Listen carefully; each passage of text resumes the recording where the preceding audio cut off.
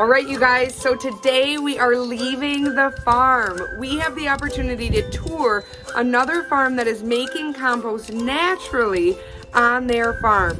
So stay tuned, we'll get a tour of their facility, we'll learn how they make the compost, and if you stick through all the way to the end, you'll learn how it'll be available to you and why it's beneficial for your garden. So this will be another great one. Here we go.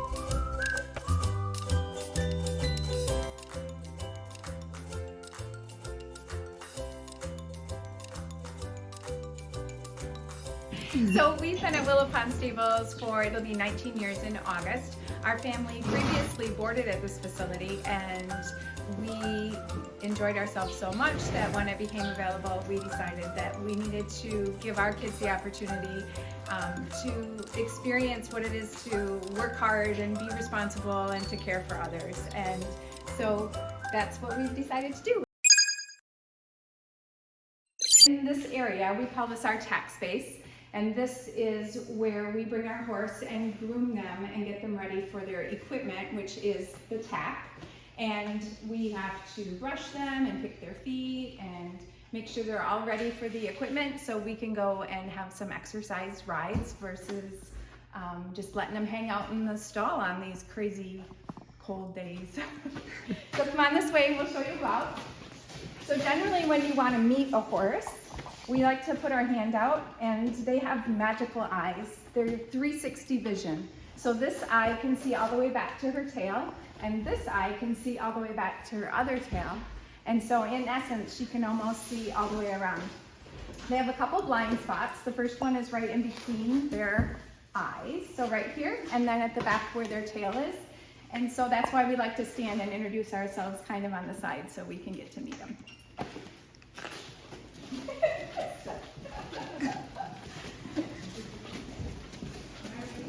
This is our tack stall, well, tack lockers we call them. Everybody who has a horse here, it's a tack locker, and that's where they store all of their equipment. Come on into our arena door.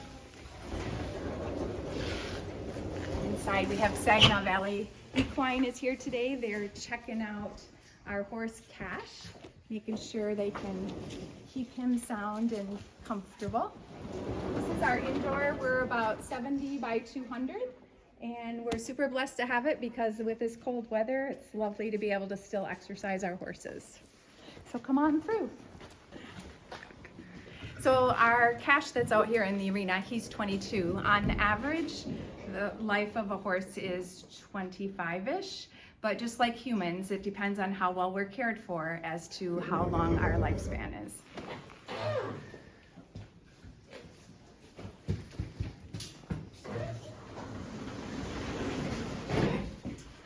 Today everybody is inside because we have a formula that says if the feels like is 10 or below, the horses stay in. And so we don't have shelters outside. We generally will bring in and out depending on the weather. So when it's this cold, we keep them tucked in. We have a total of 19 horses right now. I have 20 stalls and we have a new horse coming the end of the month. So we have a variety of horses, lots of different colors and breeds and I call them flavors, but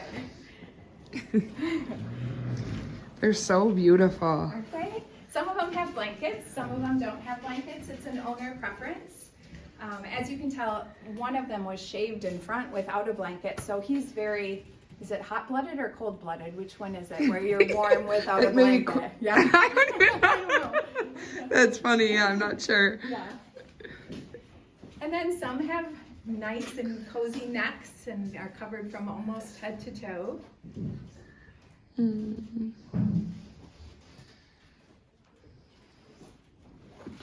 So a day in the life of our horses is, breakfast is around 6:30. You have to show our messy stalls. They're actually beautiful in comparison to, yeah.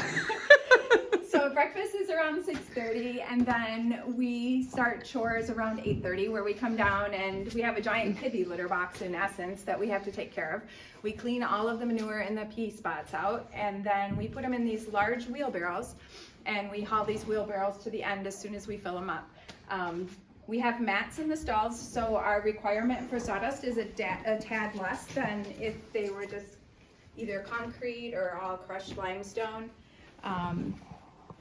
We get pine shavings for our bedding, and we have it delivered in bulk. So some people are able to get it in bags, but we use the bulk option. Is there another option for bedding, or is that the standard bedding for horses? I'm not even... Pine shavings is a lot. Some people use straw. There's a new product that I'm interested in finding out about. It's hemp, actually. Oh, that's cool. Sold, and it's supposed to be even more absorbent than pine shavings. Okay. So we're trying to get a lead on that, so we can, that would be more it would, you know, yeah, it would break down quicker than what we currently have. Very cool. Yeah. So we clean stalls multiple times if the horses are in. We do the morning not gut, but pea spot and everything, and then we pick kind of midday, and then sometimes we'll pick again in the evening. So we pace out their food, so they eat breakfast, then they get a snack, and then they get another snack, and then they get dinner, and and then we also are always checking their water. We're pretty lucky that we have heated water buckets in here, so we're able to keep that water at a temperature where they're comfortable drinking it. It's important that horses drink. It's important that everybody drink, but they can drink up to between 8 and 15 gallons of water a day. So they're good drinkers. This is a 5-gallon bucket that we have stuck outside here, so if that kind of gives you an idea. They drink between 2 and 3 of these a day. Okay. Yeah, that's a lot more. Our goats, a 16-gallon tank will last them about 2 to 3 days for 4 of them. Okay. So. Now, do they have a lot of problem with like backwash and stuff, so that you have to clean them a lot? No, the 16-gallon tank, since they are doing it every 2 to 3 days, that cycle is enough that it stays clean. We just dump what's left and fill it. Okay. So, not that we've noticed. Gotcha. Yeah. I know when we have big gallon tanks out in the field, sometimes we'll put goldfish in them because it will help to take care of the algae, so you don't have to clean it. I should remember that for the cows. I thought you might be able to utilize that. That's cool. So this is Tobias. He is a little bit of a troublemaker. He does not neighbor well, so he has solid boards on both sides of him. We call it the man cave, but I think it's just saying that he's a little grumpy. Look at, see, now his ears are fine. So horses talk with their ears, and they'll let you know if they're happy and glad you're around, or if they would prefer you step away. So right now his ears are pinned back, and he's saying, I prefer you step away. But when their ears are forward, then he's listening. Oh, there he goes. He's like, thank you for the example. Yes. And then over here we have Boone, who says, come on over, let's visit. Do you have any carrots? And you can tell by his ears, he's very interested and intrigued in what you guys are doing. So their ears follow the direction that their eyes are looking. So you can kind of always tell where your horse is looking at you. This is Moonshine. She's a little skittish sometimes. So the fact that she's up here means that you've got good mojo. All right, so this is our composting division. What we've decided as a business is that we are not comfortable putting all of this product in the landfill. We don't think that's the right way to be the steward of the earth. We've decided that we want to try to repurpose it, and we have purchased the turtleizer, and the turtleizer's job is to convert our waste from our 20 horses into a product that we can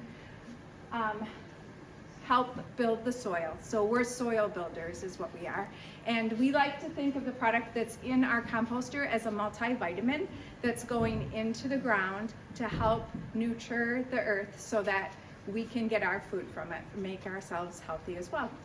Today I'm cleaning out our stalls. We do this every morning. We start around 8:30, and our job is to treat it like a kitty litter box. We need to get all of the poop and all of the pee out so that when this horse comes back to the stall, it's a fresh setting for them to begin their evening. So the benefit to our product is that we have wood shavings, so it's going to help whatever this is planted in retain water, and its need for water is going to be less. Follow me and I'll show you what we do with this.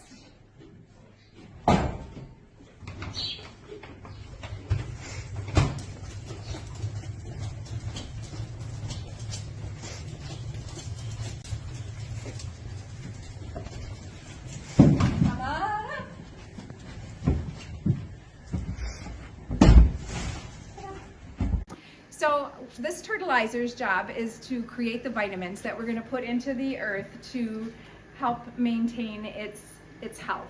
And we are going to put product in every day that we clean out of our stalls, and then we also have to pull product every day so that the volume inside stays constant. The job of the turtleizer is to turn and rest and turn and rest so that the product inside gets air and it has the right amount of heat so that it can take away all of the product that shouldn't be in there and end up with the product that is going to be beneficial to the earth. So we have it programmed so that it turns for so long and it sits for so long. And during that job, those microbes are in there and they're working their way around and they're doing their job and helping us prepare this product in the container, if you will, or the tube. It's what has to work on. That's Merlin, he's being naughty. So when we're creating our recipe, there's different things that we put in depending on what the end user is going to need. Sometimes they'll need a higher base of nitrogen, and we get that from grass clippings or we get that from coffee grounds. And we partner with a local coffee shop. We pick their coffee grounds up weekly to add to our recipe, and it's just kind of fun to see what the needs of the customer are and be able to tailor our product to meet that need.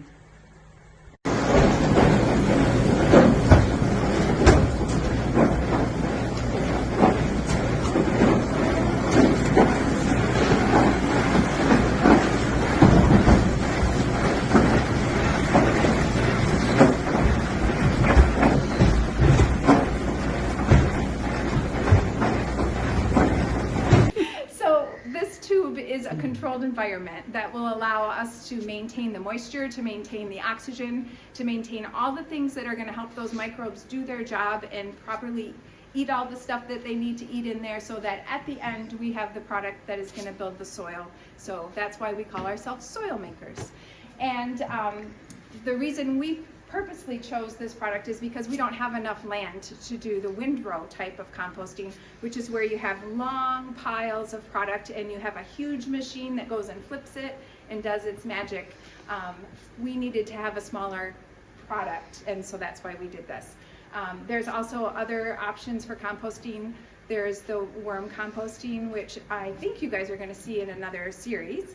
And so we've decided to try this because we didn't want to put it in the landfill, and we figured that this is a really good opportunity to share a product that will help the earth. So now we're at the end of the road. The product has been inside and it's turned, it's weighted, it's turned, it's weighted, and all those microbes have been doing their job. And now it's time for us to discharge it from the auger. So that timeline is about 7 days. Generally what we do is we calculate or tally mark how many wheelbarrows we put into the hopper every day, and then a week later we take those same tallies and we discharge them from the auger. It would be amazing if someday we could have a conveyor that let us discharge automatically and it would fill a dump truck. So that's a dream of ours. But at this point we do one wheelbarrow at a time.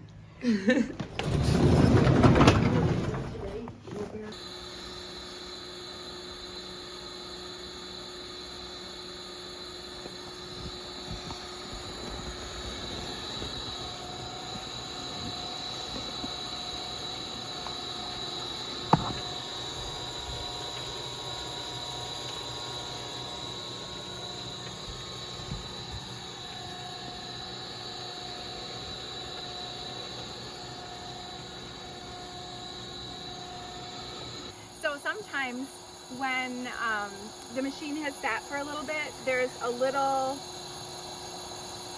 clog that we have to go in and just kind of manually pop it down. And it's important to make sure that our moisture is just right so that it comes through the system like it should. It's a little tricky to manage the moisture when we're so humid, or if we get a lot of colder weather.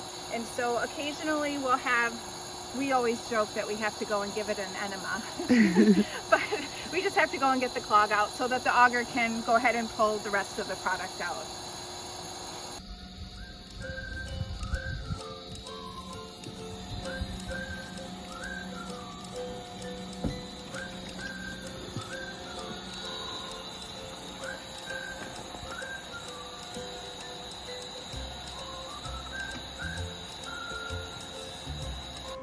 Okay, so thank you so much for giving us the tour today, telling us about compost. I know I learned a lot.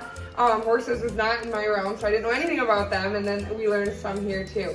So we had the chance to use some of this compost on our farm, and I'll skip forward here so that you can take a look at these beautiful radishes and how on the left side here, they grew in size double what it was without top dressing with this compost. So it does make a difference.